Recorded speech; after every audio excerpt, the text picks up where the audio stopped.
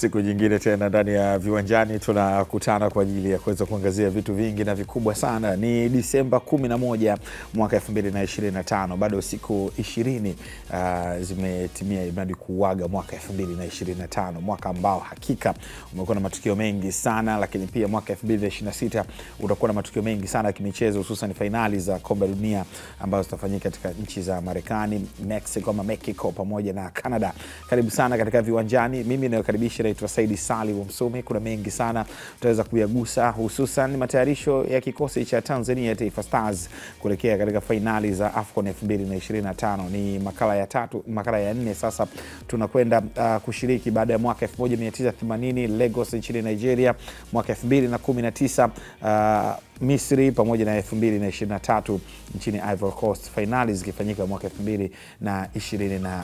Tutakwenda kuangazia nyota ambao wanarejea katika finali za AFCON, Tanzania ikiwa na wachezaji 15 ambao walishiriki katika finali za 2023. Ugumu wa ligi kuu ya NBC, mabingwa watetezi Young Africans wakiweza kugusia, lakini upande wa pili wa shilingi wa Simba Sports Club ni mashabiki na wanachama wa klabu hiyo wakitaka maboresho makubwa katika kipindi cha dirisha dogo pamoja na benchi la ufundi. Kwa nini sasa? Tutakwenda kuangazia hapo baadaye. Tutaangazia pia katika taarifa zingine za michezo mingine mchanganyiko, lakini bila kusahau utagusa pia masuala mazima ya masumbwi. Lakini ukiachana na hayo pia kuna barani Afrika ni siku 10 zikisalia kuelekea katika finali za AFCON 2025 ambapo michezo 52 yote utaweza utashuhudia mubashara kupitia kisimbuzi chako cha Azam TV. Victor Osimhen anasema kwamba ni wakati sasa wa Nigeria kushinda taji la AFCON,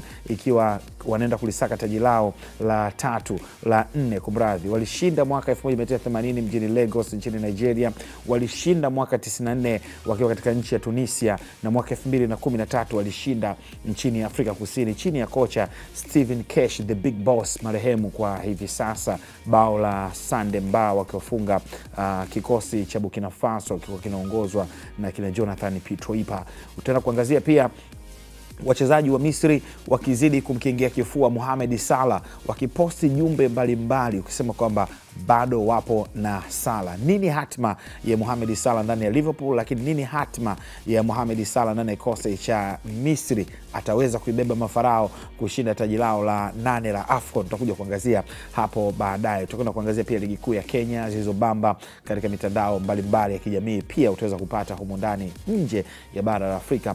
Kuna mengi sana ambayo tutaenda kuyagusa katika The Pitch. Mimi naokaribisha kama kawaida naitwa Saidi Salim Msumi. Wengi wananifahamu kama Kaka Saidi wa Ismailia. Bila kusahau nitakuwa hapa na wachambuzi wangu Andrew Kinga Mkono, mzee wa VAR, mzee wa mechi 3 na mechi ya 4 ndio zinaamua ubingwa. Lakini bila kusahau the legend is here, Rashid Don Hamis, the heavyweight pandit, the only one in Africa. Yupo hapa kwa ajili ya kuleta ukubwa na ulegendari ndani yake. Salama? Salama. Walaikum salam. Tamam. Thursday. TBT. TBT. Thursday. Na TBT inatukumbusha vitu vingi. Unajua kama za kazi yalikuwa na rasta? Usianze kuchimba watu hapo sasa hizi. Chimbi. Sitaki kuamini kama director naye. Unajua hiyo? Super Salim Super Black naye alikuwa na rasta. Mimi nakwambia, unajua kama za kazi alikuwa na rasta? Na mimi ndio nakwambia. Unajua kama za kazi alikuwa ni rapper? Ndio maana anatupia sana vitu vyake. Throwback Sunday. TBT. Hatari sana. Taposti ile picha moja ya Zaka kazi iko na rasta nyingi kama Lucky Dube. Hatari sana. Hii ni hatari. Alafu utakuja kumshuhudia hapo Zaka kazi akiwa ameshika kipaza sauti anahutubia pale. Watu wanasema jambo. Hatari. Unajua yani sijui mimi ni sio mimi mtazamo wangu poje. Yani kwa nini jambo la Salah linakuwa mjadala? Kutokana na kwamba yeye kutoka nje na kuzungumza vyombo vya habari. Unazungumza vyombo vya habari kwamba ni kama vile amekuwa ni scapegoat. Ametoa mbuzi wa kafara. Yani kwa nini yeye ajione hivyo? Sasa hilo ndio issue yenyewe. Yaani kwa nini ajione hivyo yani? Kwa Yeye kwa kaliba sababu- ya mchezaji wa Sala kumweka mechi 3 benchi na mechi zingine yani kwa kiwango cha Sala yani Anaambia wewe anaamini. mfano tu Alikuwa anaamini yeye ni mtu wa kwanza kila mechi. subiri nampa mfano mmoja. Sasa hivi Yanga Afrika Pacome mechi inachezwa yuko benchi. Inakuja mechi ya pili Pacome benchi. Inakuja mechi ya tatu Pacome benchi. Pacome anatoka pale anapita katika dressing room, waandishi wanamuuliza kwenye ile media center. Bwana vipi? Mbona uchezi? Anafunguka.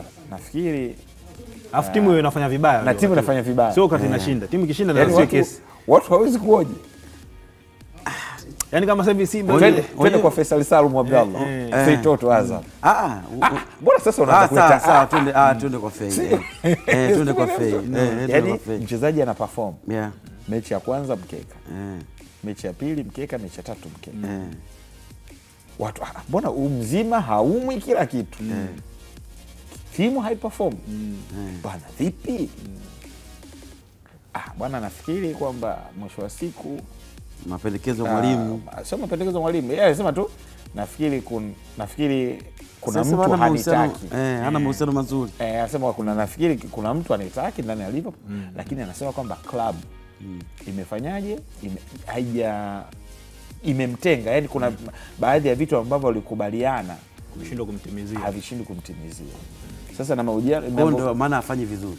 Sio afanye vizuri. Sasa afanye vizuri. Yaani yeye kutoka yani Liverpool matokeo anayopata ni kama mbuzi wa kafara anamtolea Sala. Yaani wewe ndio kusababisha kufanya vibaya. Ndio chanzo cha kufanya vibaya.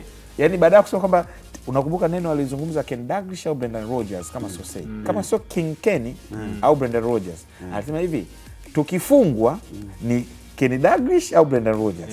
Lakini tukishinda wote sisi will never walk alone. Kwa nini tusiimbe wote wimbo mmoja kwamba tukifungwa ni wote, tukishinda ni kwetu. Unajua Msumi, kuna kitu kimoja. Yaani mimi jadala ambayo inaendelea duniani.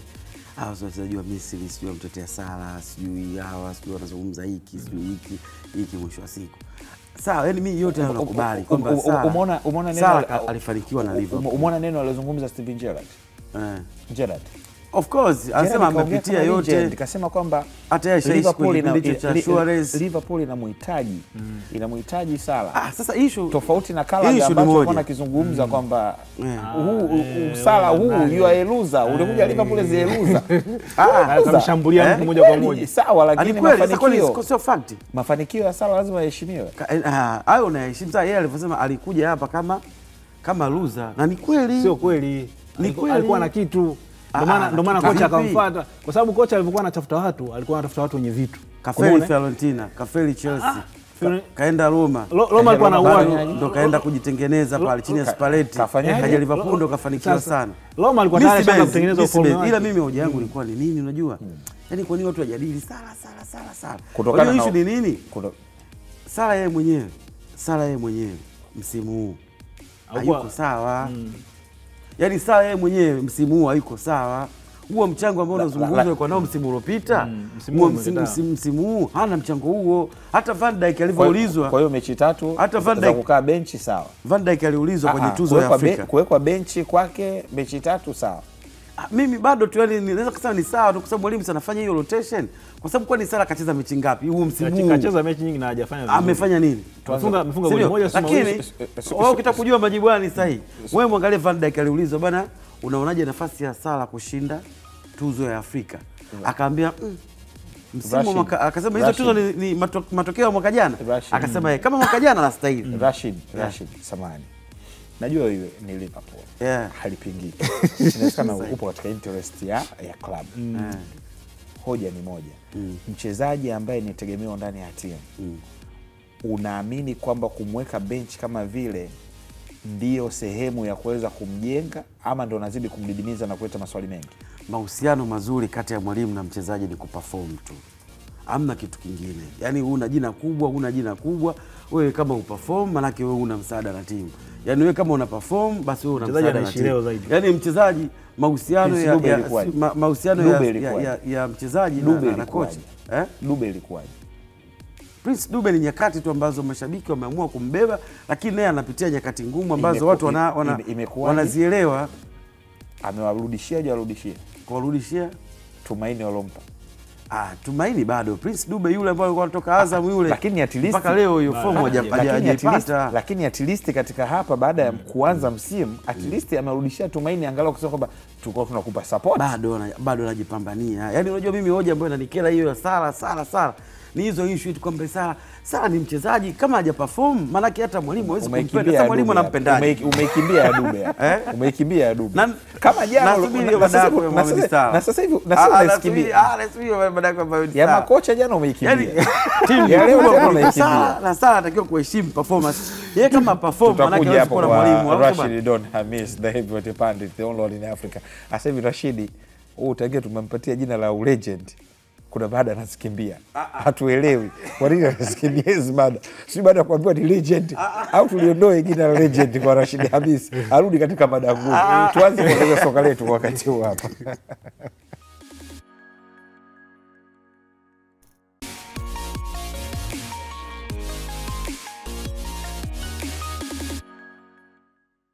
Tuanze kuangazia katika timu ya Tanzania Taifa Stars, ambapo kikosi cha timu ya Tanzania Taifa Stars kimezidi kujifua nchini Misri kwa ajili ya kujiandaa na fainali za AFCON kwa mwaka 2025 zinazotaraji kuanza Disemba 21 katika nchi ya Morocco. Kumbuka kikosi hiko cha Taifa Stars kinaweka kambi ya siku 10 kujiandaa na mchezo dhidi ya Nigeria utakaochezwa Disemba 23, ikiwa ni mchezo wa ufunguzi kwa kikosi cha timu ya taifa ya Tanzania Taifa Stars. Kumbuka Stars inasaka rekodi ya kuvuka hatua ya makundi katika mashindano hayo makubwa zaidi Afrika baada ya kushindwa kufanya hivyo katika makala 3 zilizopita ambazo timu hiyo iliweza kushiriki. Kumbuka makala ya kwanza ya Tanzania kuweza kufuzu ilikuwa ni mwaka 1980 katika fainali zilizofanyika katika mji wa Lagos nchini Nigeria, lakini Stars pia ilikwenda kushiriki katika makala ya pili ya mwaka 2019 katika nchi ya Misri, lakini baadaye ikaweza kushiriki katika makala ya 3 iliyofanyika nchini Ivory Coast, ambapo Stars iliambulia alama 2 pekee. Kumbuka katika fainali za mwaka 2019 Stars haikuambulia alama hata moja, wakati katika fainali za mwaka 1980 Stars iliambulia alama 1 pekee, na hivyo sasa ikiwa na kibarua pevu mbele ya Tunisia Tai wa Carthage, mbele ya Nigeria Super Eagles pamoja na Uganda Cranes kusaka nafasi ya kuelekea katika hatua ya mtoano. Kinga Mkono, ukitazama nyakati zinabadilika, wakati unabadilika, vikosi vinabadilika. Inawezekana katika fainali ya mwaka 2023 tulikuwa tuna matumaini angalau ya kuweza kusaka nafasi ya kuelekea hatua ya mtoano, kuvuka makundi. Na 2023 tulikuwa hivyo kwa sababu kwanza tulikuwa na watu ambao tulikuwa na majirani zetu, tulikuwa na Kongo pamoja na Zambia ambao hawa tunajuana tunacheza sana mechi. Na hata ukiangalia matokeo yetu, hizo pointi 2 tulizopata, tulipata kwa Zambia tulitoa sare, tukatoa suluhu na Kongo. Kwa hiyo unaona kabisa ni timu ambazo tunajuana, watu waliamua kupambana wakapata pointi, na mechi ambazo tuliokuwa na nafasi ya kushinda na sisi kwenda mbele. Kwa hiyo tunakwenda kwenye finali hizi, tuna ndugu yetu Uganda. Uganda naye ametuonea sana kwenye mashindano. Uganda kwenye mechi zile za kuamua hasa, sisi tunaweza kujisifu kwenye mechi moja ile ambayo wenyewe walikuwa tayari washafuzu, wakacheza na sisi hapa tukawafunga goli 3 na sisi tukafuzu. Lakini kwenye mechi nyingi za kuamua Uganda wanatuonea, wanakuwa na wachezaji bora, wanakuwa na matokeo mazuri zaidi yetu. Tumewafunga mechi chache sana, ukiangalia rekodi inaonekana tumefunga mechi 15 tangu 64 za mashindano mbalimbali. Wao wametufunga mechi 33. Kwa hiyo unaona rekodi hiyo ni kubwa kwetu na wao. Kwa hiyo pamoja tunakwenda kwenye mashindano haya, tunajiamini aina ya wachezaji wetu tulikuwa nao. Kingine sisi na wenzetu wana wachezaji wengi wanacheza soka nje. Sisi tuna wachezaji 8 katika kikosi chetu ambao wanacheza soka nje, lakini hawachezi katika klabu kubwa ziweza kutisha. Kutoa Samata ambaye anacheza Ufaransa na klabu yake sio ya zetu timu za kwenye ligi kuu ya Ufaransa. Kwa hiyo ukiangalia bado unaona uzani kwetu kama umeinama upande wetu. Sisi tuna haja ya kuinua lile jahazi, kurudisha katika mstari kwamba sasa sisi tuna kitu kikubwa kitachotusaidia sisi. Ni wakati mwingine majina sawa, lakini upambanaji kama timu, wachezaji wakicheza kitimu, kocha akifanikiwa kutengeneza ile hali ya wachezaji kucheza kitimu na kupambana kama timu, kwamba sisi ni wadogo lakini sisi tuna moyo wa kupambana, tukapambana dakika zote 90 uwanjani. Hicho ndio kitu kikubwa ambacho naona kinaweza kuisaidia Stars, si vinginevyo, kwa sababu kwa uwezo wa mchezaji mmoja mmoja au wapinzani wetu wote wametuzidi. Tunaweza kusema Aucho tukimlinganisha na viungo wetu wengi, na Aucho tunamwona Aucho bado ana nafasi kubwa, umeona, ambayo tunasema huyu tunacheza naye, lakini wengine Waganda wote na wenyewe wanacheza sehemu kubwa, wanacheza nje. Tumeona hapa kwenye challenge walikuja wakatusumbua, naona Okelo anatusumbua. Kwa hiyo kwenye vilabu kama klabu, sisi klabu zetu tunafanya vizuri zaidi ya timu za Uganda, naona, kwa sababu sisi tuna wachezaji wengi na wenyewe wanatoka kwenye mataifa mengine. Kwa hiyo hapo tunawazidi, lakini tukifika wachezaji wenyewe kwa wenyewe wa ndani, Waganda wanatuzidi. Kwa hiyo watu pekee ambao sisi tunaweza kusema tukakabane nao vizuri labda ni Uganda. Tumeona Tunisia walikuwa kwenye mashindano yale ya Waarabu, wamecheza, wamemfunga Qatar, japokuwa wenyewe hawakufuzu raundi ya pili, wamempiga Qatar goli 3 mechi yao ya mwisho. Kwa hiyo naona na wenyewe wana timu nzuri, na mwaka huu kwenye mashindano ya AFCON kufuzu walikana timu yao ni timu miongoni mwa timu ambazo zilifanya vizuri sana. Tanzania hawakupoteza mechi kwenye hatua za makundi ya kufuzu kwenye hizo finali. Kwa hiyo wana kikosi ambacho kimetimia. Nigeria tumewaona walikuwa na matatizo yao nje ya uwanja, walipoweka kando matatizo yao nje ya uwanja, tuliona mechi zidi ya Gaboni, tumeona mechi yao zidi ya kufuzu kwa World Cup zidi ya Kongo walicheza Nigeria kwenye kufuzu World Cup. Kwa hiyo unaona ni timu ambayo ikiamua, wakiacha matatizo yao nje ya uwanja, wakasema wacheze mpira, ni timu ambayo ina kitu kikubwa sana. Kwa hiyo kwetu sisi ni mtihani mkubwa, tunapaswa timu icheze kama timu dakika zote 90, wawe wamoja sana. Sawa. Wakati Kinga Mkono anaangazia hiyo kutokana na jinsi ambavyo tumekuwa tukishiriki, tuangazie kuhusiana na takwimu za katika fainali ambayo tulishiriki za 2019 pamoja na 2023. Matokeo ambayo tumeweza kuyapata Tanzania mwaka 2000, tuanze na 2019, tulikubali kichapo cha mabao 2-0 dhidi ya Senegal, lakini mechi ya mwisho ilikuwa ni dhidi ya Kenya, tulipoteza mabao 3-2. Ilikuwa ni mechi ya kupishana sana. Tunafunga, wanafunga, baadaye tukafungwa, lakini tulipoteza mabao 3-0 dhidi ya Algeria ambao walikwenda kuwa mabingwa katika finali hizi 2019. Yes, ambao kuja kucheza na Senegal mchezo wa finali. Lakini mwaka tulirudi 2023, mara ya pili kwa mfululizo, lakini kwa ni mara ya tatu ushiriki wetu, tulifunga mabao 3-0 dhidi ya Morocco. Kisha tukatoka sare ya 1-1 dhidi ya Zambia. Mechi hii tulitangulia kufunga Tanzania, lakini tukaja kusawazishiwa. Baadaye mechi ya mwisho ya maamuzi tukaenda suluhu dhidi ya Congo DR. Rashid, ukiangalia matokeo yanatupa taswira gani ya kuelekea katika fainali hizi ambayo ni fainali zetu za 4, lakini tukifuzu kwa mara ya 3 hapa kati? 2019, 2023 na 25.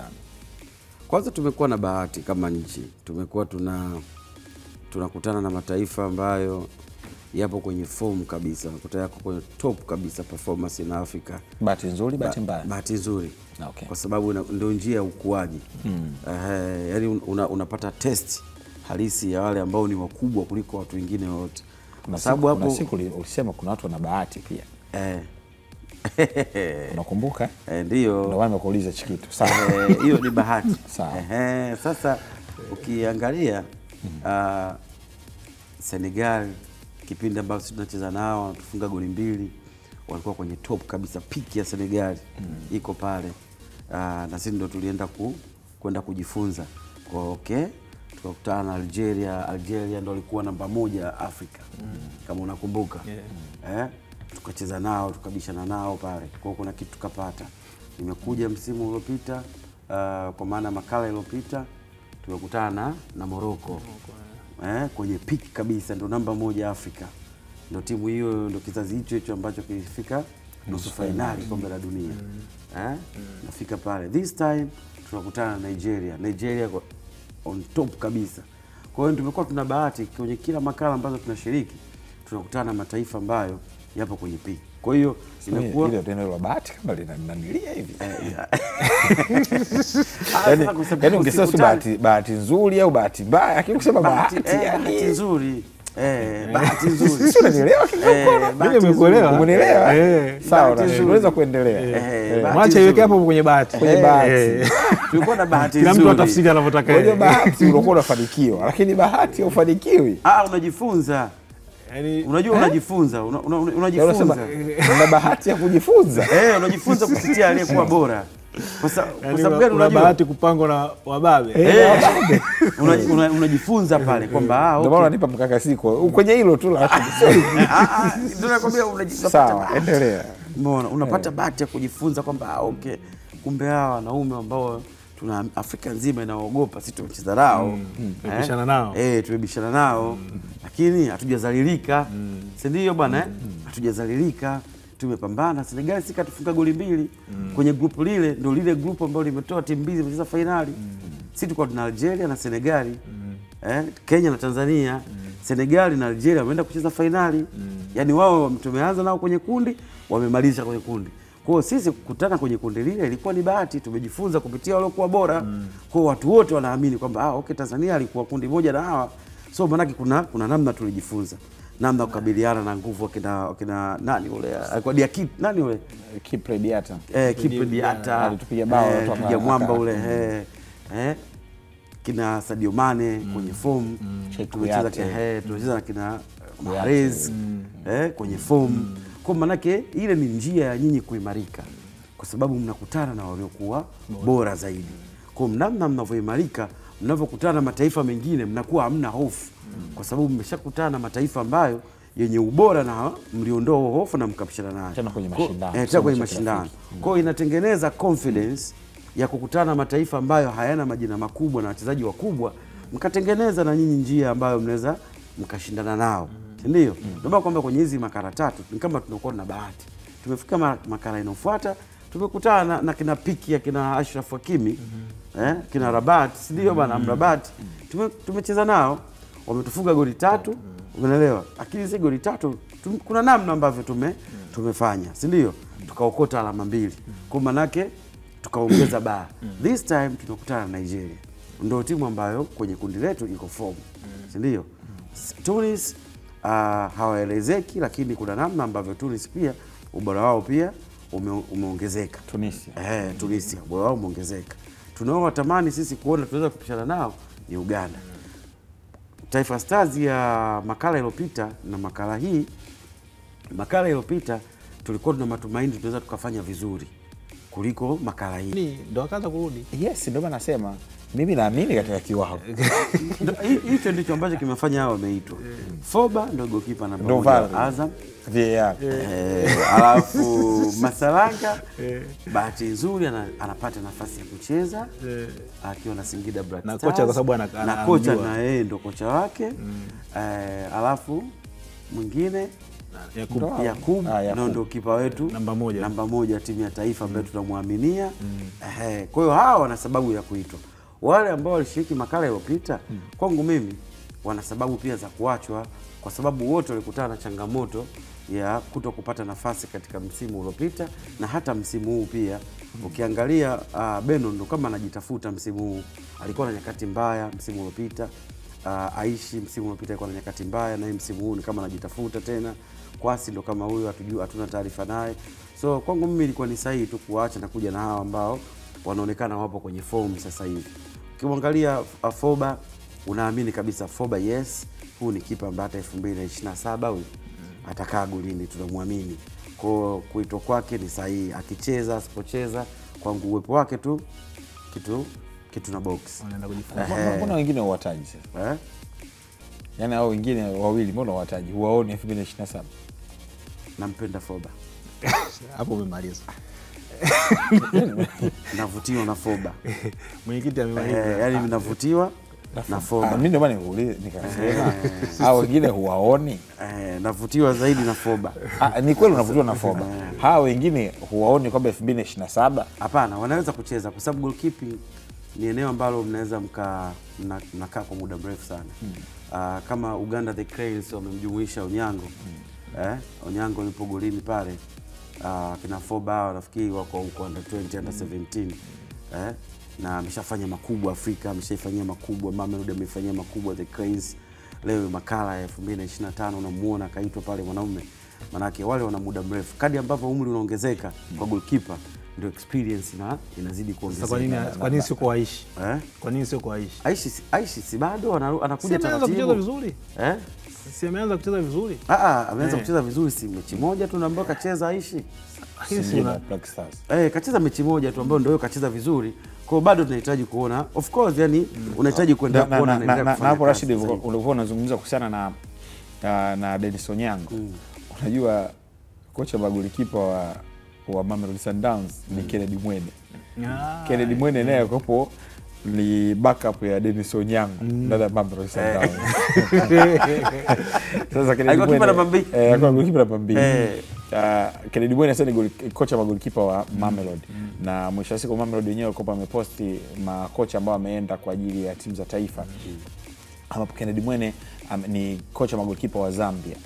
Kwa hiyo wakopa namtakia kila laheri kuelekea katika michuano ya AFCON. Sasa wakati tunaangazia kuhusiana na timu ya Tanzania Taifa Stars, tuelekee mkoani Iringa ambapo wachambuzi wa soka mkoani Iringa wameelezea ugumu wa kundi la Taifa Stars, wakiomba nini kinapaswa kufanywa ili kuandikwa historia mpya kupata alama 3 tofauti na ilivyozoeleka. Wakizungumza na Viwanjani, wameongeza kuwa umuhimu wa kuwa na wachezaji wazoefu hasa katika eneo la goalkeeping. Mwenzetu Mohamed Nyeulingo na taarifa ifuatayo.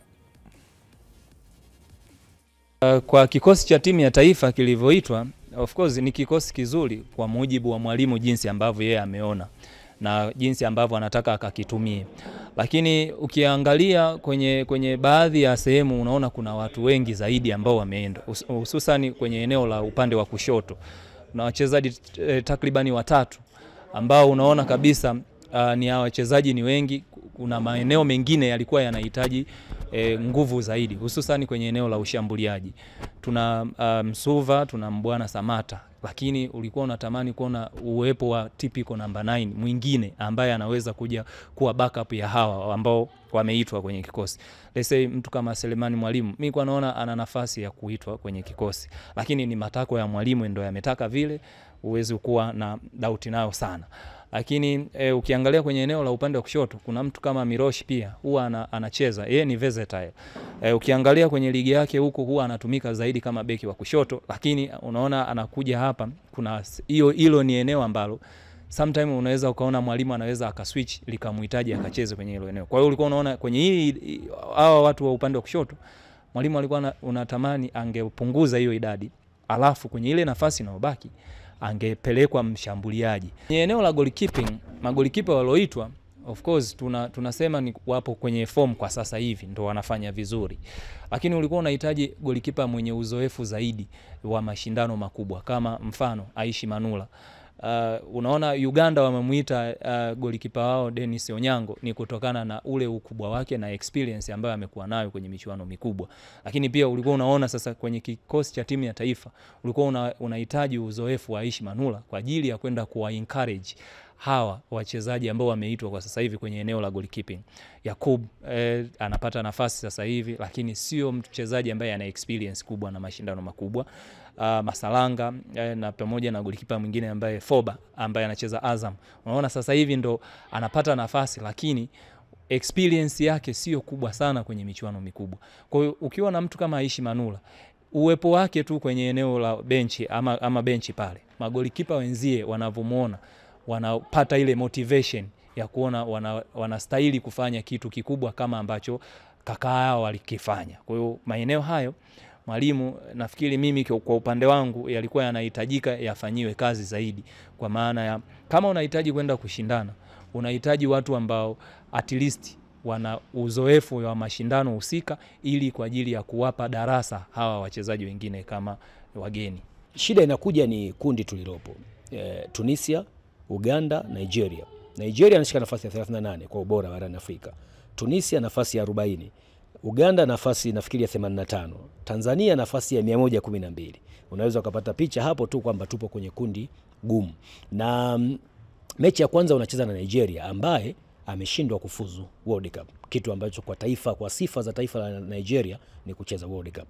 Baada ya hapo utacheza na Uganda, utamaliza ndani ya siku 3 na Tunisia. Ni mataifa makubwa. Muhimu ni sisi sio wageni sana kwenye haya mashindano. Hii tunakwenda itakuwa ni mara ya 3. Bado tunaendelea kujifunza. Tanzania ni taifa bado linakuwa kwenye michuano hii. Hata tukiondoka kwenye group stage hakuna atakayeshangaa sana, kwa sababu bado tunakuwa kushindana na hawa wengine, lakini haimaanishi hatuwezi kuokota. Uganda ni mwenzetu, tumemfunga, ametufunga. Wakati wa kufuzu AFCON tulicheza naye nafikiri Misri, tulimfunga goli 1. Yeye akicheza taifa anatufunga, lakini tukicheza naye nje ya Tanzania huwa tunapata matokeo. Sio kitu ambacho kinashindikana sana. Dhidi ya Nigeria ni timu yenye wachezaji 90% wanacheza Ulaya katika vilabu vikubwa wakiongozwa na Victor Osimhen. Nafikiri tulimuona kwenye kufuzu World Cup akiwa anaongoza kwenye eneo la ushambuliaji. Lakini Dickson Diop pamoja na Baka wameshafanya kazi na washambuliaji wa kariba hiyo. Walifanya kazi na mfungaji bora wa UEFA Champions League msimu uliopita, Guirassy anacheza Borussia Dortmund. Kwa hiyo inawezekana kufanya kazi kwa umakini mkubwa, kwa sababu level ya wachezaji waliopo kwenye timu yetu ya taifa wengi wao wameshacheza ligi ya mabingwa barani Afrika katika hatua ya makundi na robo finali. Hakuna wanachokihofia sana. Wengine wamecheza Ulaya, kina Mbwana Samata na Simon Msuva na Mirosh. Hakuna wanachokihofia sana. Tutakachokuwa labda tunazidiwa ni experience ya wenzetu wako more advanced kuliko sisi katika maeneo wanacheza, katika nchi wanazocheza. Lakini haimaanishi hatuwezi kupata matokeo au haimaanishi tunaenda kinyonge zaidi. Ni kuwa tu na hali ya nidhamu ya dhidi ya mpinzani. Utaingia kama second team dhidi ya Nigeria, utaingia kama second team dhidi ya timu ya taifa ya Tunisia. Dhidi ya Uganda tupishane, atakayepata 3 basi atafute mazingira ya kutafuta hatua ya 16 bora. Ni wachambuzi hao wa soka mkoani Iringa wakiweza kuzungumzia kuhusiana na kikosi cha timu ya taifa ya Tanzania, Taifa Stars. Tutoke hapo tuangazie taarifa nyingine kwa wakati huu, ambapo meneja habari na mawasiliano wa klabu ya Young Africans Ali Shabani Kamwe amekiri kuwa ligi kuu ya NBC msimu huu ni ngumu licha ya kupata ushindi kwenye mechi 5 kati ya 6 walizocheza mpaka sasa. Kamwe amesema ilikuwa kawaida kwa timu hiyo kufunga magoli mengi kwenye kila mechi, lakini mechi zilizopita ushindi umekuwa ni mwembamba kutokana na ugumu wa ligi kuu ya NBC msimu 2025-26, huku akisisitiza kuwa timu yao haijashuka kiwango. Tumsikie Ali Kamwe. Siku moja iandaliwe media day, aje mtu kavaa suti anazungumza Kiingereza, anawaambia ndio mnaanza kunoti. Kumbe kweli, kwa sababu kuna English imeingia. Hapa anaongea Kizalamu hapa. Lakini ukweli. Sisi kuhusu ligi msimu huu ni ngumu kweli kweli. Nitakuwa muongo kama nikisema kwamba Yanga ina uhakika wa kuchukua ubingwa msimu huu. Ningeweza kusema hivyo msimu, lakini msimu huu ndugu yangu ngoma ngumu. Nimeangalia mechi ya Coast, subhanallah. Hivi mnajua Coast hawakupoteza muda. Kila kitu kinishangaza mimi. Kawaida timu hizi ukienda kwenye mechi za mkoani zinatafuta sare, kipa anatibiwa dakika 10 na dakika 20. Coast walikuwa na dhamira ya kutufunga. Yaani kipa mpira ukitoka anauchukua anaweka chini mbungi ipigwe. Hatuja experience hicho kitu muda mrefu kwenye ligi ya Tanzania. Hatuja experience muda mrefu ligi ya Tanzania, timu daraja la Coast inaikimbiza Yanga eti haitaki kupoteza muda. Upande chanya wa ile mechi ni huo, kwamba Coast imeingia nataka kushinda mechi dhidi ya Yanga. Hawana excuse, wanaikimbiza Yanga. Huku majukwani watu wamehamasika, watu wamechangamka, majumbani kila mtu anafuatilia. Hiyo ndo ligi sasa, na ndio ugumu ambao uko msimu huu. Kwa hiyo ndugu yangu, tunataka tufanye kazi kama Yanga, tupambane kweli kweli. Ligi msimu huu ni ngumu, tupambane, tuhakikishe kila mechi tunajiandaa vizuri. Tumeona mechi hapa msimu huu, mechi ambayo tumeshinda goli nyingi ni KMC, goli 4. Sio utaratibu wetu Yanga huo. Sio utaratibu wetu, 5 hizi ni shughuli za kawaida kabisa. Lakini msimu huu goli 2 tunatafuta kwa tochi, ndugu zangu. Ligi ngumu. Nyie mnazungumza tu Yanga quality imedrop. Sawa, lakini wapinzani mnawaonaje? Mnawaonaje wapinzani ndugu zangu? Ligi ngumu. Kama Coast amekataa kupoteza muda Dodoma, maana yake watu wadogo sasa hivi hawana heshima ya mpira, wanakuja tu. Ukujipanga vizuri na kushona. Yaani mambo sio mimi mtu mkubwa sio, watu hawana sasa hivi, watu wamejipanga, watu wako fiti. Kama haukujiandaa watu wanakushona. Kwa hiyo sisi bwana tupo kwenye mapambano na tunahakikisha inshallah dirisha dogo tuongeze baadhi ya wachezaji kwenye timu waje kuwa na matokeo chanya, tupate matokeo mazuri yatakayotufanya tuweze kutetea ubingwa wetu. Ali Shabani Kamwe akiweza kuzungumzia kuhusiana na ugumu wa ligi kuu ya NBC. Kinga Mkono, kama anasema sawa, mtasema kwamba Young Africans ubora umeshuka. Ila wapinzani je? Yuko sahihi kwenye mtazamo huo, kwa sababu wakati mwingine wanasema ukijisifu na mbio na kukimbiza, yes. Kwa sababu unaona kwamba kuna mtu anakukimbiza, anaonyesha ushindani. Unaona, kwa hiyo inakupa kwamba kuna vitu fulani ambavyo timu nyingine na wenyewe wanafanya, wanakaa chini, wana study vizuri, wanajifunza, wanafanya tathmini yao vizuri, wajue Yanga ubora wao uko wapi, mapungufu yao uko wapi, na sisi tuende tuwaendee vipi hao Yanga. Umeona? Na mchezo huu unajua wakati mwingine kujilinda vizuri ni kuna wewe kushambulia. Ukikaa sana nyuma ukisema mimi napaki tu basi ni wasubiri hao waje, utafanya makosa, atakuadhibu. Lakini ukina wewe ukienda, wakati mwingine naye anakuwa anaogopa. Umeona? Kwa sababu anajua nikifanya mimi kosa huyu atanifunga. Kwa hiyo naye anakuwa anacheza naye kwa nidhamu ya kukupa wewe nafasi yako. Kwa hiyo hicho ndicho ambacho kinatakiwa kwenye ligi. Mdogo asiwe anamuogopa sana mkubwa. Anatakiwa ajitathmini yeye uwezo wake uko wapi. Ajue ubora wake yeye uko wapi. Akijua mimi hawa bwana wao wanashambulia kwa kushtukiza, mimi sitakwenda kwa kushtukiza, mimi nitaenda kidogo kidogo, lakini nitapata sehemu yangu, nitawafunga. Au wao bwana si wazuri kwenye kumiliki mpira, basi mimi nitamiliki mpira, nitajua.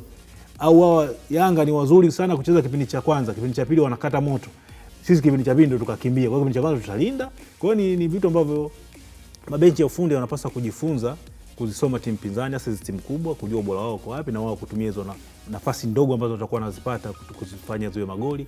Basi mpira unatakiwa uwe hivyo, kwa sababu si wao wakubwa pekee wanastahili kushinda kila mechi. Hiyo ni kitu kibaya sana ambacho kwenye ligi yetu ipo, kwamba wakubwa wakipoteza mechi mbili na kwa kelele mji mzima kwamba wamehujumiwa nini. Watu wanafanya mazoezi, wanajiandaa na kuhakikisha kwamba wanafanya vizuri kwenye mechi zao. Rashid, mtazamo wako ni upi katika hoja ya Ali Kamwe, ugumu wa ligi, timu zingine kujipanga, kupoteza muda kwamba tucheze football? Amechelewa tu kujua kwamba sisi wapinzani wenye bora muda mrefu. Yaani wapinzani wamekuwa bora muda mrefu, wamejiboresha kwa muda mrefu. Sema uwezo wao umeshuka, ndio maana sasa hivi anaanza kuona quality ya wapinzani kwamba kumbe hawa watu wako bora. Mimi nitakutajia hapa afu uniambie hii timu haiko bora. Goalkeeper kuna Nobo, namba 2 Shafii, namba 3 alikuwa nani yule? Mbati. 4 na 5 umeona hapo Andy Bikoko, Kingu. Hiyo timu mbovu. Kingu Pemba. Hiyo timu mbovu. Hiyo defense nakutajia. Haya, achana nao. Njoo Dodoma. Ngaeko golini. Dickson Mwiru namba 2. Samson Insata, Justin Omari 4 na 5. Agustino Samson. Namba 3 yule Mganda. Galiwango. Hiyo timu mbovu. Hivyo viwango vya wachezaji vidogo hivyo. Achana nao. Njoo Coastal Union. Wanamangush. Upande wa pili, upande wa kule Miraji Athumani. Si ndio? Lawi, Abdalla Hamisi. Viva. Viva. Haya, huko pembeni Shiga. Haya, golini afu juu Semfuko. Hiyo timu kiwango chao au hiyo timu mbovu. Achana na Coastal Union. Taja timu kwambia njoo Azam. Huku Usajo, huku Msindo, Fontes Mendoza, Yaniki Bangala. Juu Mtasingwa. Timu hiyo mbovu. Hapo kuna Unayoro. Hiyo timu mbovu. Ataje timu wewe kutajia wachezaji hapa. Ali Kamwe kachelewa tu kujua kwamba wapinzani wana ubora muda mrefu. Timu yao imeshuka kiwango. Ubora wao umeshuka kiwango. Kwa hiyo manake kwenye hiyo hoja ya kusema eti kwamba kosti sisi hawapotezi muda, no. Umeona? Ni wewe umechelewa tu kujua kwamba hizi timu ni nzuri muda mrefu. Sema kuna namna ambavyo hizi timu zao kubwa zinapata advantage. Kuna penalty wanapata Azam. Kuna penalty ambazo wanapata Yanga na Simba. Never ever uweze kuja kuzikuta unapata Coastal Union, unapata Fountain Gate, unapata Tanzania Prison, unapata Dodoma Jiji. Haitokei. Sawa. Umeelewa? Sasa hizo advantage ndizo ambazo hawa sasa hawa wadogo ambao wanaona wadogo wanajifunza kupunguza hayo makosa, kwamba haya makosa ambayo yanapelekea hawa lao kupata advantage, hebu ngoja tuendelee kuyapunguza. Namna gani? Na kauli ndo zinatoka. Chezeni mpira au sonyoka. Sio, unaelewa? Chezeni mpira au sonyoka. Sasa ukishagundua kwamba sisi ligi yetu ni ngumu, ligi ngumu muda mrefu. Umeelewa? Na ndio maana hiyo ligi namba 5 hajaanza kuimbwa leo, ambapo leo Alikamwe anaona kwamba ndio ligi ngumu, sio? Ndio maana nimejaribu kutajia baadhi ya timu na vikosi ya misimu iliyopita. Uweze kuniambia wachezaji hao hawana uwezo, lakini kuna namna pia ambavyo mambo yalikuwa yanatokea. Mwaka jana tumeona Dodoma Jiji walivyofungwa na Simba Sports. Penalti kawa gumzo nchi nzima, ila Simba point 3 kwa watoto. Nimeisha hiyo. Sio, unaelewa? Simba na Mashujaa hapa Simba na Mashujaa. Sio, unaelewa? Refari anasubiria tukio. Anahamnao tukio litokee. Inatokea mali mtu anaenda. Napo Rashid pamoja na Kinga Mkono kwa nazungumza hiyo. Na tuangazie kidogo uzuri wa Tozo wametuletea takwimu za wachezaji waliofanya vizuri msimu uliopita na hali zao kwa sasa. Ukichukua kauli ya Alikamwe na ugumu wa ligi ambao ameweza kuelezea kwa sasa, watu wanauma meno. Tuangazie wachezaji watano, takwimu zao ambavyo jinsi ilivyokuwa msimu uliopita na sasa hivi. Jean Charles Ahoua msimu uliopita alikuwa na magoli 16 pamoja na assist 9, lakini msimu huu ana goli 1 na assist 1 mpaka sasa. Lakini Prince Mpumelelo Dube msimu uliopita alifunga magoli 13 akitoa assist 8 msimu uliopita, lakini msimu huu ana magoli 2, ana assist hata 1. Steven Dese Mukwala msimu uliopita alikuwa na magoli 13, alitoa assist 3 na kuhusika katika mabao 16. Msimu huu hana goli hata 1, assist akiwa nayo 1. Jonathan Soa msimu uliopita alifunga magoli 13 akiwa hana assist, lakini msimu huu amefunga magoli 3, assist 0. Pacome Pedro Zuzwa msimu uliopita alichangia magoli 22 akifunga magoli 12, assist 10, lakini msimu huu ana magoli 2, assist 2. Ukiangalia namba ambazo amecheza, Young Africans michezo 6, Simba wamecheza michezo 5. Young Africans kacheza michezo 6, amefunga goli 12. Umeona? Goli 12. Anayeongoza ligi ni JKT. Amefunga magoli 12. Nusu ya michezo ambayo yeye kacheza. Kwa hata hao unawataja, Pacome Zouzoua goli 2, assist 2. Msimu uliopita magoli 10, assist 12. Magoli 12, assist 10. Kwa unaona bado ile baa inaendelea kupanda. Kwa maana siku akifikia Young Africans wana michezo 10, pengine Pacome anaweza kuwa na goli 4, assist 5, au anaweza kana assist 6 au goli 5 6. Jean Charles Ahoua Jean Charles Ahoua umeona msimu uliopita magoli 16, assist 9. Msimu goli 1, assist 1. Jean Charles Ahoua mambo yamebadilika kwake, apati sana nafasi ya kucheza kama ilivyokuwa msimu uliopita. Kwa hiyo nafasi chache ambayo anajaribu kupata nafasi, anajaribu kuscore kwa kadri ya alama ambapo anajipush ili apate arudishe namba iliyopita, sio? Na siku tumekuwa tukimtabiria hapa, timu kile inapokuwa chini ya Matola ndio unamuona Jean Charles Ahoua anapata nafasi ya kucheza. Lakini hapo kabla unamuona anavaa koti anasubiri, sio? Jonathan Soa kaingia katikati kafunga magoli 12. Sasa hivi ana magoli 2. 3. Magoli 3. Simba mchezo michezo mingapi? 5. Michezo 5. Michezo 5 goli 3. Si wastani mkubwa kabisa, asilimia zaidi ya 70. Kwa maana yake siku nao wakifikia mechi 10, maana yake Soa unamtabiria atakuwa na goli 5 kama sio goli 6. Huyu ni mchezaji wa X Factor. X Factor. Hii ndio mambo. Mimi uko niaje? Unaona mkataa kwenye X Factor. Sio kwenye takwimu ambayo anazungumza. X Factor. Sawa, basi tutakubaliana. Mechi 5 mabao 3. Mimi naona yani Soa Simba akimwamini Mukwala. Nani Prince Dube ana goli 2, assist hana. Msimu uliopita magoli 13, assist 8. Ana nafasi. Bado ana nafasi ya kusogea. Tese mtu Mukwala. Umeelewa? Kwa hawa wachezaji ambao Mtozi amejaribu kumention hapo wa Simba na Yanga ambao walifanya vizuri msimu uliopita, bado wanabebwa na muda wa kusubiri kwenye mechi ambazo wao wanacheza.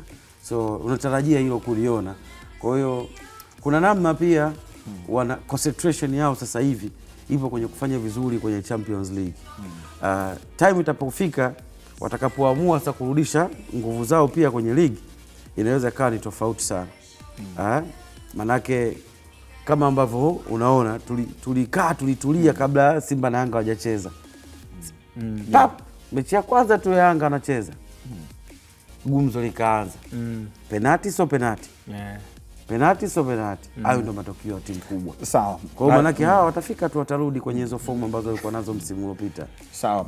Wakati huo hayo yakiwa yanaendelea, tukaangazia kuhusiana na wekundu wa Msimbazi Simba, ambapo mashabiki wa Simba mkoani Singida wameuomba uongozi wa klabu yao kufanya maboresho ya kikosi sambamba na benchi la ufundi ili mradi warudi wakiwa vyema zaidi. Mwendelezo wa timu hiyo kwenye mashindano ya ligi mabingwa barani Afrika umekuwa wa kusuasua, jambo linalopelekea mashabiki wa timu hiyo kupendekeza usajili ufanyike kwa haraka. Kwa mimi nadhani kitu ambacho Simba anatakiwa kiboreshe zaidi ni utumiaji wa nafasi. Maana ni kati ya timu ambazo zinatengeneza nafasi nyingi sana zinafika kwa wapinzani, lakini kubadilisha zile nafasi kuwa magoli ni kitu kigumu sana. Nadhani kwa muda ambao wa mapumziko wangetumia kuboresha hicho kitu. Tutamisi vitu vingi sana. Mechi nyingi kutoka viwanja tofauti tofauti tutavimisi sana. Hapo wapatikane mkurugenzi wa benchi la ufundi. Yeye ndo anajua jinsi gani ya kumaintain wachezaji. Wachezaji watakuwa kwenye hali gani. Yaani mkurugenzi wa benchi la ufundi ndo anajua kila kitu. Halafu sasa apatikane kocha ambaye yani anajua viwango vya wachezaji. Yaani anasoma zile profile za wachezaji na kujipanga, lakini na imani mpaka ligi ikija kuanza tena au klabu hii AFCON ikiisha tutakuwa tuko imara zaidi ya hapa tulipoishia. Kwa hiyo ndo tutajua makosa ni yapi, afu tutakuja kurekebisha, na isitoshe tutapata dirisha dogo la usajili. Tutaangalia wapi penye pengo ambalo linahitajika kuzibika. Kwa hiyo ninachowaomba viongozi wangu waangalie kwamba sana sana kwenye backline. Kwenye backline line zetu zinavuja sana. Kabisa Simba wanahitaji kufanya marekebisho. Kwanza kabisa Simba wanatengeneza nafasi nyingi ila kutumia ni changamoto. Tumeangalia kuanzia mechi za kimataifa hadi mechi za ligi. Tumeangalia mechi ya juzi na Azam, hawatumii nafasi. Mechi za kimataifa nyingi tumefungwa hapa hivi kwa Mkapa, tumefungwa away, lakini mechi zote wametengeneza nafasi, lakini kuzitumia imekuwa ni changamoto. Nimeona kwa majina walioko Simba kwa zile forward, ni forward nzuri ambao ukiziangalia kipindi cha nyuma ilikuwa zinafanya vizuri. Sasa sijajua shida ni nini. Labda maforward mkoani Singida na mashabiki wa Simba wakitoa mtazamo wao kuhusiana na kikosi chao cha wekundu wa Msimbazi Simba. Lakini wakati hayo yakiwa ya Singida, tuelekee mkoani Iringa, ambapo kuelekea usajili dirisha dogo, baadhi ya mashabiki wa soka mkoani Iringa hususan mashabiki wa Simba wamekuwa na maoni mseto, kwani wanaamini hakuna haja ya kuongeza wachezaji bali benchi la ufundi ndilo linalopaswa kuangaliwa kwa jicho la tatu, huko wengine wakihitaji washambuliaji kuweza kuongezwa na kikosi cha Simba Sports Club. Kwanza kwa timu yangu ya Simba, mimi kama shabiki, kwa kweli Simba haiko vizuri na haijafanya vizuri. Sielewi imekwama wapi, kwa sababu Simba imesajili. Sijajua tatizo ni kocha au tatizo ni nini. Yaani hapo sielewi ni tatizo ni nini. Kwa sasa dirisha dogo hili unatamani nini, ama mnahitaji tu mpate mwalimu? Dirisha dogo cha kwanza mimi naona kwanza tupate mwalimu. Tupate mwalimu, lakini hata kwa hawa mafuadi kidogo bado mimi na wasiwasi nao. Kama kuna uwezekano wa kupata fuadi mzuri na mabeki upande wa nyuma kidogo, naona bado kuna tatizo. Timu yangu bwana, mimi bwana ni nzuri, haina shida, ila shida tu kwenye benchi la ufundi tu pale, wapalegebeshe tu, akishapalegebesha tu vizuri pale, wakae viongozi wa timu yetu wakae vizuri, timu itafika vizuri, itafanya vizuri tu. Tusiweke ile umwemko wa kuwa tunalalamika tu, tuangalie na mbele, tuangalie na tulicho nacho pale. Kitu nacho Simba ni nzuri, timu iko vizuri, ila uongozi tu uko vizuri. Wamegawanyika makundi mawili, wakikaa vizuri pale timu itakaa vizuri. Kwa hiyo hamhitaji dirisha dogo ili kuongeza mtu. Dirisha dogo pale kuongeza mtu pale sio sana kuongeza mtu. Pale mbona timu iko vizuri. Tukiwatengeneza vizuri wale mbona timu inakaa vizuri. Ila ni makundi tu wale madogo ndio yanatusumbua pale Simba. Na uhitaji kwa kiwango gani wa mwalimu? Mwalimu bwana, tunataka tupate mwalimu ila mzuri, lakini kunilie benchi la ufundi leo limekwisha. Halipo. Tupange benchi nzuri. Timu itakaa vizuri. Mimi nahisi ni waongeze tu juhudi ya pambanaji na kujiamini kwenye kila mechi, kwa sababu kinachokuja kupoteza baadhi ya game nyingi, unaona baadhi ya timu zetu yani kuna confidence tunakosa, yani tunapokuwa kwa matokeo ya mwisho ya maliziaji na nini ndio kinatukost hicho. Ila in short timu zinajitahidi kwa uwezo wao, zinajitahidi, zinapambana kwa hatua ambao wamefikia mpaka kufikisha stage ya kufika vilabu vinne katika michuano ya kimataifa. Hiyo ni hatua nyingine, maana kuna nchi nyingi bado hata timu moja hazijapeleka, lakini katika nchi moja kutoka vilabu vinne ni hatua kubwa sana. Kwa mfano kama klabu ya Simba na ndio timu yangu ninayoishabikia mimi. Yaani timu inacheza vizuri, yani tuseme ni makosa tu ya umaliziaji. Kwenye shughuli ya umaliziaji basi kuwa makini na upambanaji na kuongeza baadhi ya wachezaji, maana kuna baadhi ya wachezaji ukimwona mchezoni kabisa unaona yani ana hata hawezi kucheza hiyo mechi, anacheza kwa sababu ni yupo kwenye hiyo timu atafanyaje. Hivyo yani.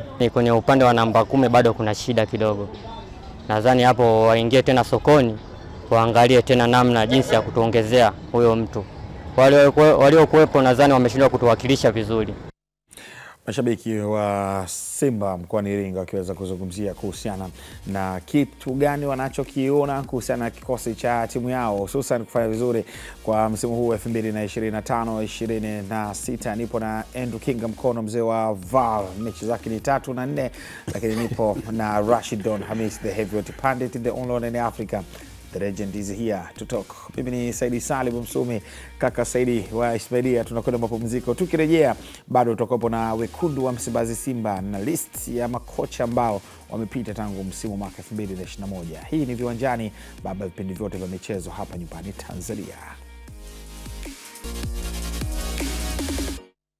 Yes, shukrani sana na karibu sana katika Viwanjani. Bado tupo na wewe tukiweza kuangazia mengi makubwa ambayo tumekuandalia katika siku hii ya leo. Mimi ni Saidi Salim Msumi, unaweza kuniita kaka Saidi. Nipo sambamba na mzee wa VAR hapa Andrew Kinga Mkono, mzee wa mechi ya 3 na 4 kuamua matokeo ya kundi, pamoja na Rashidon Hamis, the heavyweight pundit, the only one in Africa. The legend is here to talk. Kumbuka bado tupo katika soka letu. Tuko tunaangazia kuhusiana na mwenendo wa Simba Sports Club, hususan maoni ya mashabiki na wapenzi wa timu hiyo wakitaka maboresho na kikosi cha Simba Sports Club. Ni kuahidi hapo awali kwamba tukirejea tutaje kuangazia kuhusiana na Simba Sports Club kuanzia mwaka 2021.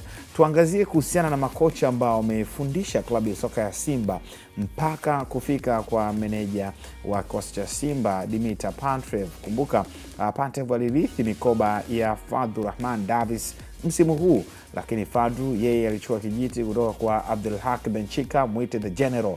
Lakini Benchika yeye alichukua kijiti kutoka kwa nani? Alichukua kijiti kwa Roberto Oliveira Robertinho.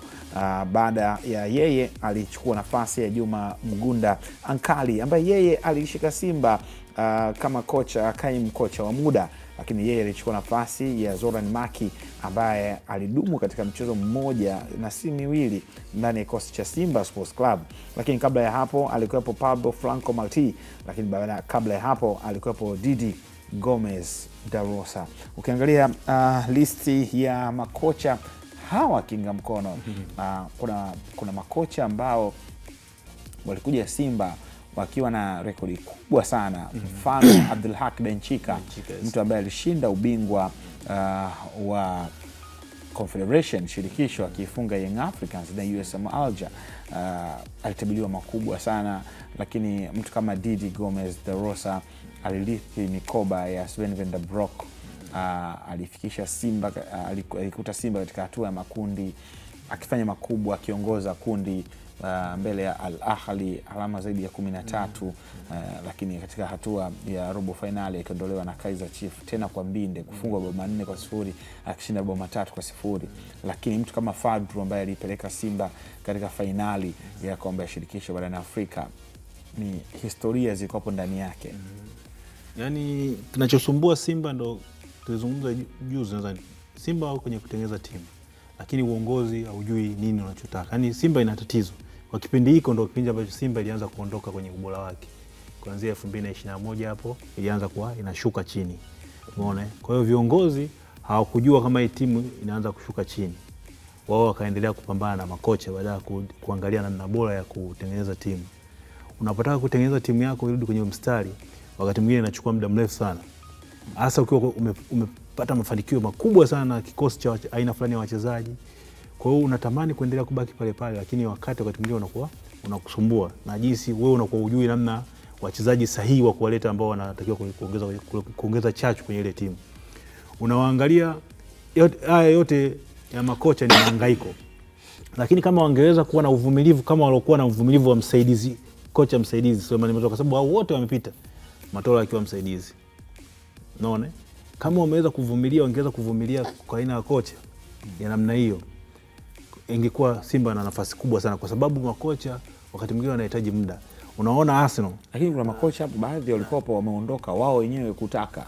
Sio kutaka kama Zoran Maki aliondoka baada ya mechi walikuwa kwenye pre-season. Walikuwa kwenye pre-season walikuja hapa baada ya ile mechi ya kwanza wakavurugana wakaondoka. Mtu hawezi alienda ile Alexandria ya Misri Zoran Maki. Nasema walivurugana. Yaani wajua mtu hawezi kuvurugana au Maki alipata Maki ameondoka tu, kesho katangazwa kwenda walitibuana. Walivurugana. Unajua yani mtu hawezi kuondoka sehemu bila sababu, unajua. Hiyo ndio kweli. Mechi moja. Yaani unawezekana mechi kama vile Fadu. Kama Fadu alienda kule tayari washavurugana. Ameenda kwenye mechi yake ya nani? Ya kombe ya kufuzu ya nani ya ligi ya mabingwa msimu. So alienda kule wameshavurugana, akaenda kule kaondoka. Fadu alivurugana, Fadu alipata timu. Ndio wamevurugana. Yaani mtu hawezi kutangaza kutaka kuondoka kama mle ndani hamjavurugana. Nabi vile vile na Yanga. Kuna wengine Nabi na Yanga walivurugana ndani. Kuna wengine kinga mkono. Msumi, kuna vitu vingine hatuwezi kuvizungumza kwenye jamii. Mimi nakubali. Lakini kuna yani ukiniambia sababu ya kuvurugana, mfano Asiad Ramovic alichukua Young Africans, si ndio? Lakini ghafla tu kocha unadhani ni ghafla? Unadhani ni ghafla? Kwa nini yule si alishindwa kuperform kwenye Champions League? Na ndio maana pengine Yanga wakatumia sababu hiyo ya kumtoa. Alitoka katikati ya ligi. Kwa nini sikaje katikati ya ligi? Yaani anakuja katikati ya ligi afu anaondoka katikati ya ligi. Kwa Fadu ambaye ameaminiwa kwamba kupewa project alafu mwisho wa siku yani mechi tu moja ya ngao ya jamii walitofautiana. Hamna mechi mbaya katika timu hizi kama mechi ya Simba na Yanga. Haijalishi ubora wako huko nyuma. Ukifungwa wewe hawezi kukusamehe. Na Fadru ilikuwa mechi yake ya pili sio ya tatu anaenda kufungwa. Na yeye mwenyewe alisema kwamba kitu kinachomsumbua ni Yanga, na ikaonekana Yanga inaendelea kumsumbua. Watu hawezi kuvumilia kwenye Simba na Yanga. Ukifungwa mechi na mtani wako, hapa hakuna msamaha. Hata kama una project nzuri sana. Unajua kuna wakati Simba walikuja na project moja ilikuwa nzuri sana wakati ule. Walikuja na kina Ajibu, kina Christopher Edward, wakina nani? Ile project Simba ilikuwa haina hela. Siaka kina Singano kwa kina Singano wakampa nani Kibadeni nadhani. Unaona? Ndio alikuwa na timu Kibadeni alikuwa Julio msaidizi, lakini ile timu ni Loemam pamoja na Matola ndio wako nao chini.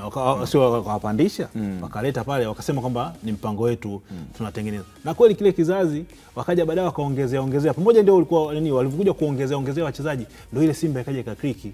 Unaona? Hii ambao Simba ikafanya vizuri sana kwenye mashindano ya kimataifa.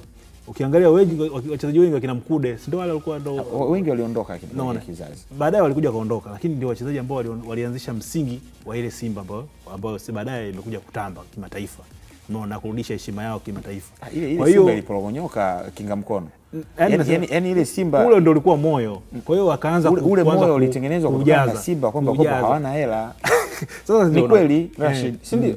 Yaani ile project imekliki kwa sababu baada ya kushinda ile kuna taji moja la benki walishinda. Waliofunga Mtibwa 3-2. Baada ya pale ikaonekana kwamba hawa vijana wanafanyaje? Wapandishwe waende, wakaenda. Ndio wakaongezewa kina Beta Mombe kiwale, wakina Gilbert Kaze, Abedhaira, wakaenda 3-3 zile sali na Yanga. Wakati huo kumbuka Yanga wameshinda mataji mara 3 mfululizo.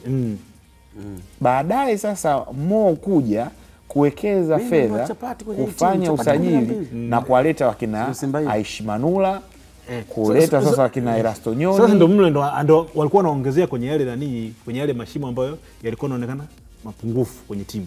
Umeona? Ndio wakawa wanaongezea hao wachezaji kina Manula akaja, kina Boko, umeona? Kina Kapombe akarudi tena, umeona? Kwa hiyo wakakutana kina aliochukuliwa Mzamiru, wakaongeza kina Mzamiru. Kwa hiyo timu ile ikawa inaendelea kukua. Baadaye tena wengine wakaondoka, wakaja kina Chama, kina Mixon. Unaona timu inaendelea kujaziwa. Haikuwa project ya muda mfupi, ilikuwa ya muda mrefu. Kwa hiyo lazima Simba wakubaliane, lazima wawe na mpango wa muda mrefu wa timu kama wanataka kweli kutengeneza timu yao. Japokuwa wenyewe wanahitaji matokeo sasa, lakini hicho wanachotafuta matokeo sasa ndio hicho watafukuza makocha kila siku, kwa sababu makocha wanahitaji muda kutengeneza hiyo timu wanayotaka wao. Yaani mpango wa kuchukua vijana mara nyingi unakuwa ni kwenye wakati wa shida. Usimuona Barcelona? Wakina Pedri, Gavi, mara nyingi wachezaji huwa wanaingiaga ni wachache katika ile crew. Lakini ukiona kwamba timu inaanza kufall out kwenda huko kwenye vijana, ujue kuna matumizi ya kubana fedha. Ama klabu inapitia katika msukosuko kwamba hakuna njia ya ziada zaidi ya kuja kuangalia katika Castilla. Ndio hoja inatoka. Kwa sasa hivi Simba uambie kwamba tunaenda kuangalia katika kuwekeza katika vijana, tuchukue vijana waje wapambane. Mimi sijasema katika vijana. Kwanza mnaangalia kina Fofana wanaingia, kina Jeff Kitambala bora. Mimi nasemaje? Nani Msumi? Vali itafanya kazi. Msumi mimi nasemaje? Mimi sizungumzi katika kuwekeza katika vijana. Nataka kuwekeza mpango wao. Vijana utaki. Sio kama nakataa vijana. Mpango wa vijana uwepo kama kawaida. Lakini hii timu yao wanaitengeneza, waitengeneze kwa muda mrefu, kwa sababu wakaangalia mifano mingi duniani timu zinatengenezwa kwa muda mrefu. Manchester toka Ferguson ameondoka, Manchester anajitafuta, hawajaje kwenye ubora wao, wanatafuta timu yao ilipo. Umeona? Wamefukuzwa makocha wangapi? Alikuja Van Gaal pale akaleta vijana. Akaona akamleta Mourinho, akawaletea akamtimua. Unaona hii timu ya Arsenal wametumia muda gani kuitengeneza timu yao ambao sasa hivi wanaweza kujisifu kwamba hii timu inaweza kwenda kutupatia kitu. Kwa hiyo nadhani ni kitu ambacho Simba wafanyaje? Yaani kwamba direction ni hii hapa Kinga Mkono. Kwanza wanapaswa kuwa na wamtafute kocha mmoja wa muamini.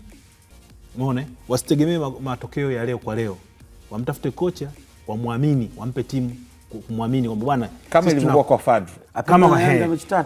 Haijalishi unatengeneza timu 5, 4. Unaona? Umeona? Fadlu alimwamini msimu uliopita. Haijalishi wakaja naye tena msimu huu. Sasa kilicho uongozi ulikosa uvumilivu kwa Fadlu. Mimi siamini. Kwani uongozi kwa Fadlu kwa kitu gani? Kwa sababu kama walimwamini msimu mwaka jana na tunavyoambiwa kwamba kwenye project ya mwaka huu Fadlu alisimamia, unasemaje kwamba hii timu sasa kwa nini aliondoka?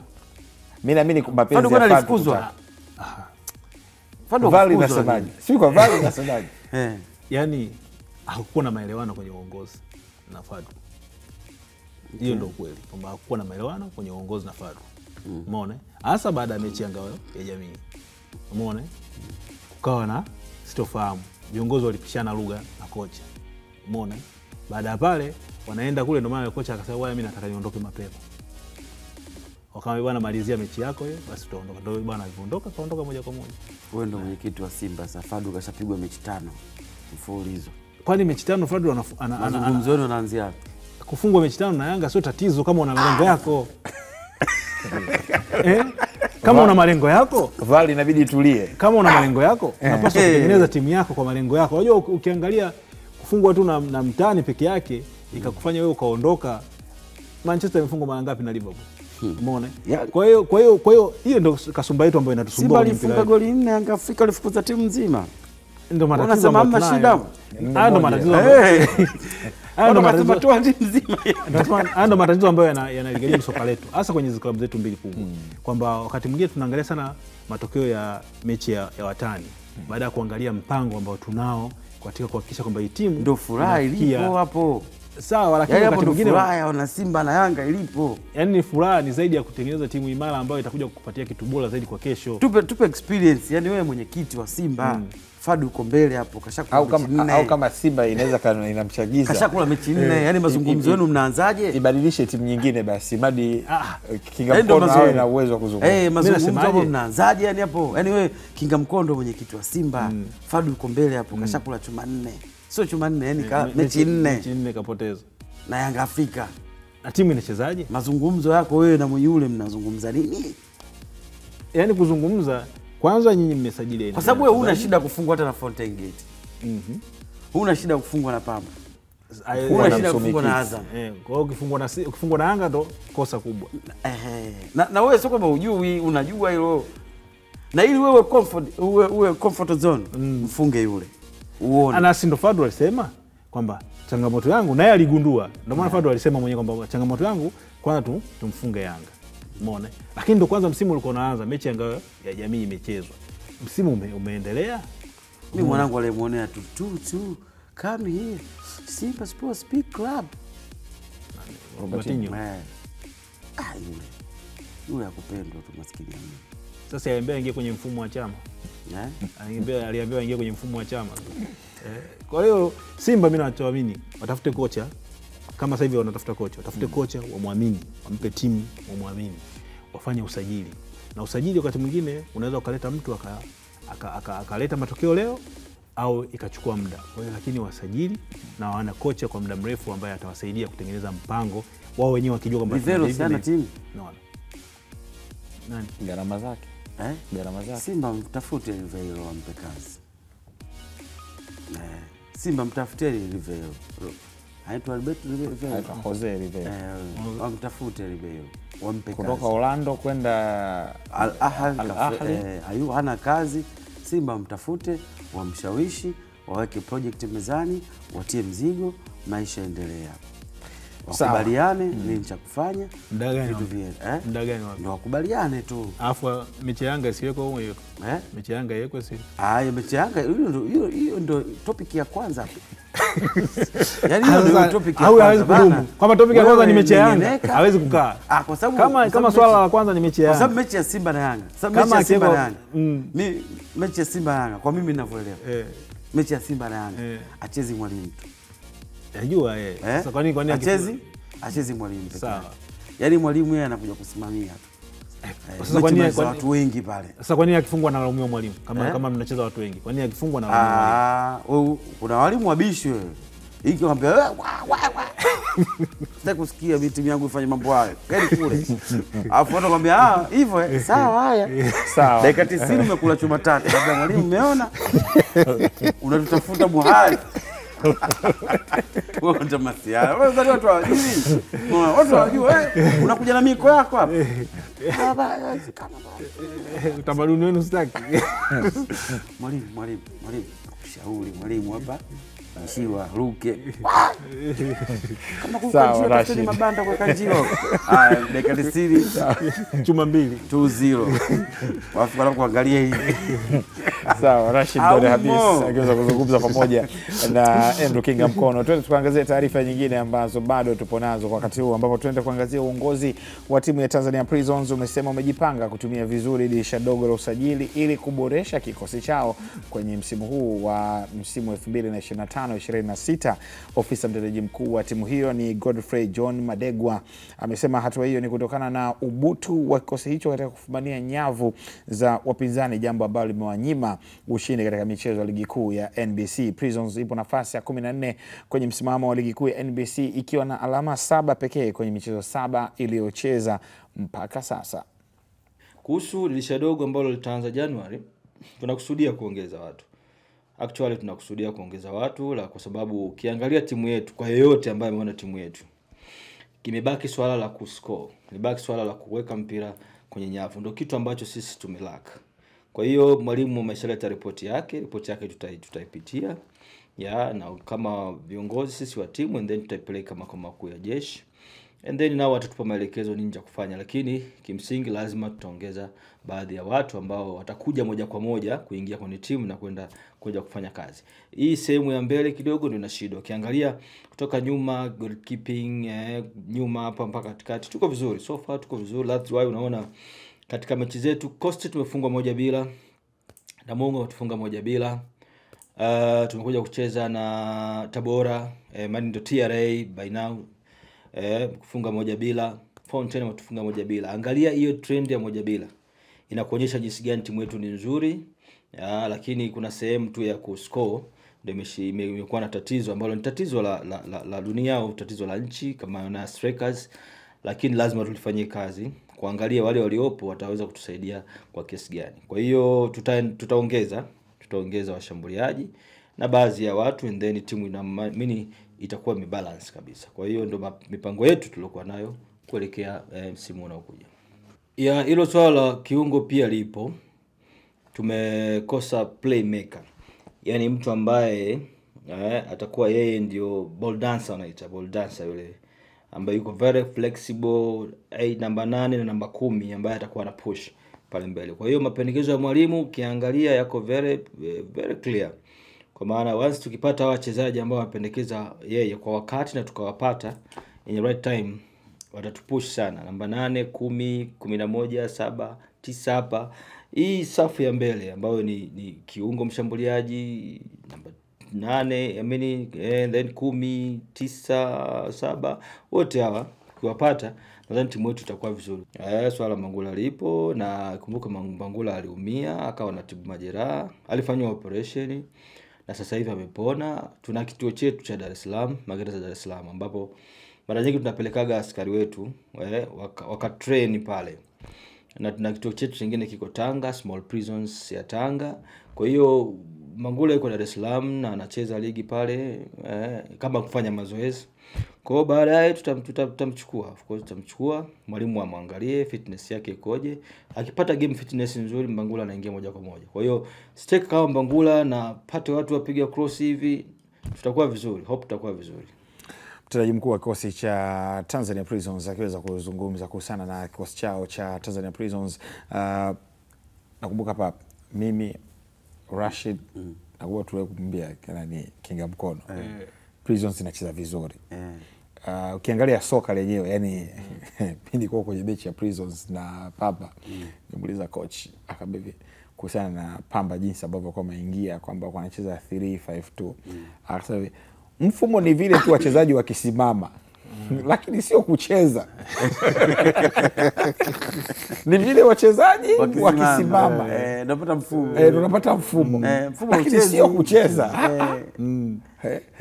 Nikamwambia, na hata nilivyomwaga wakati nikamwambia coach nikutakie heri kuelekea dirisha dogo na kutafuta wachezaji ambao watakuja kusaidia kwenye kufunga, kwa sababu changamoto ya Prisons ni kwenye kufunga. Kiangazia takwimu, mechi 7, ushindi mechi 2, sare mechi 1, kupoteza mechi 1. Magoli ya kufunga ni 3, magoli ya kufungwa ni 5. Alama 7, nafasi ya 14. Prison wanaposesi sana. Mechi dhidi ya Pamba kipindi cha kwanza waligongesha miamba juu Besela mara 2.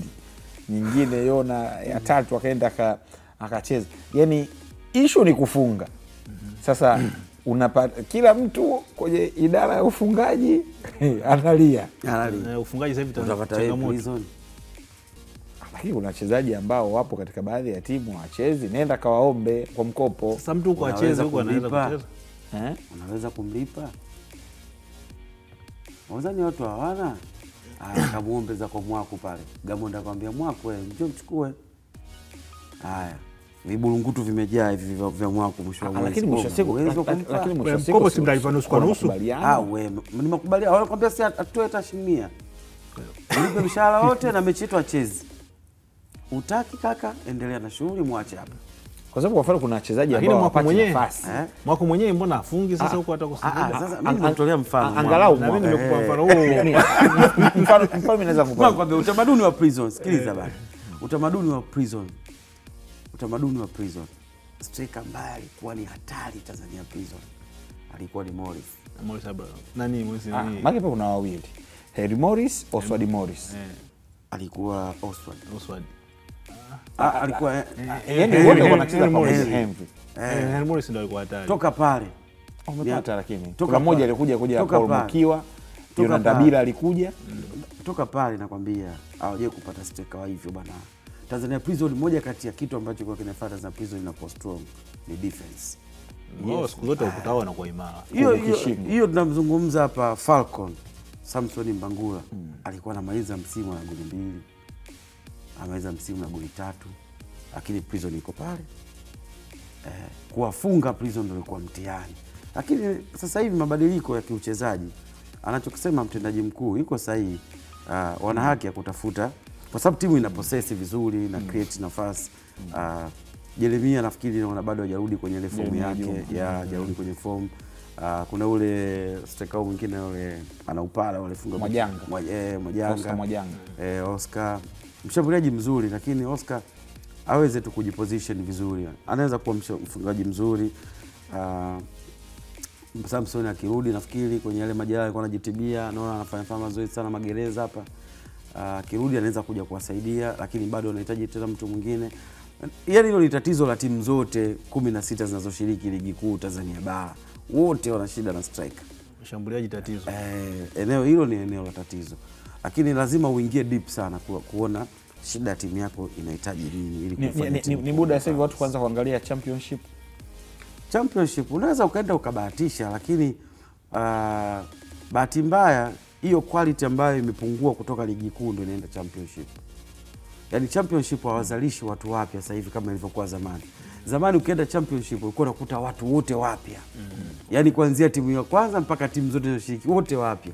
Lakini sasa hivi ukienda championship, yaani waliopoteza nafasi huku juu ndio wengi wameenda huko chini.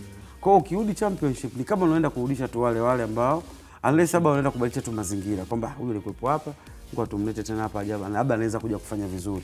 Yanakuwa ni matumaini, lakini ligi kuu ya Kenya. Ligi kuu ya Kenya ndo hayo, ndo kama hivyo mwalimu anakuja. Simuona sasa hivi kuna Wakenya wengi tu pale Tanzania Prison. Manake ni uwepo wa mwalimu kwamba amepeleka athari kwamba bana acha nije nao. Lakini hata walikuwepo haonekani kufanya vizuri kama Onyango. Onyango alikuwa anafanya vizuri Kenya msimu wa mwaka juzi. Mwaka jana kufanya sana vizuri. Msimu huu yupo Tanzania Prison. Kawaida sana. Nani mwingine? Kuna Mkenya mwingine pale nafikiri. Washambuliaji wako wawili pale wa Kenya. Hawafanyi vizuri. Sawa. Wakati hayo yakiwa ni ya Tanzania Prisons, tuweza kusubiri jambo gani litakuwa kwa Tanzania Prisons, mabingwa wa muungano mwaka 99. Lakini unapotaja Tanzania Prisons kuna watu wamepita katika Tanzania Prisons. Wakina Ivo Mapunda, Dennis Edwin, Amani Simba walikuwa ni eneo la goalkeeping, magolikipa, lakini wakina Oraf Mwamlima, Primus Kasonzo kugombaniwa na Simba Sports Club. Huko Simba wanamchukua Primus Kasonzo, huku Yanga wanamchukua Henry Morris Ngonye. Lakini pia nyota mbalimbali wamepita hapo, wakina Sudi wale, Gerard Hiru, wamepita wengi sana Prison, mpaka wakina kizacha kina Misango Magai, wakina Yona Ndabira ilikuwa ni moto kweli kweli, bila kumsahau bwana Fulbeki nahodha. Baada niwe alikuwa nani namba 3 yule. Beki namba 3.